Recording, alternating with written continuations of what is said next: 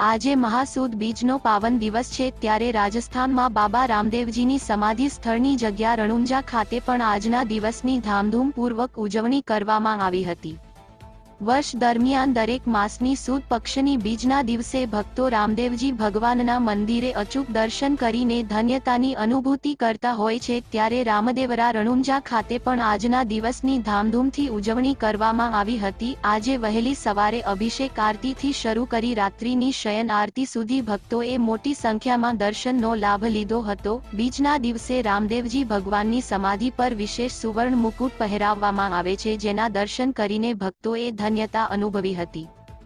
વિશેષ દિવસો એ તો ઠીક, પણ વર્ષના 365 દિવસ આખું રામદેવરા અને મંદિર પરિસર ભગવાન બાબા રામદેવજીના જયઘોષ સાથે સતત ગુંજતું રહે છે। ઋતુલ પ્રજાપતિ સાથે નીરવ પ્રજાપતિ અને મિહિર પટેલ, સમાચાર 31 રામદેવરા।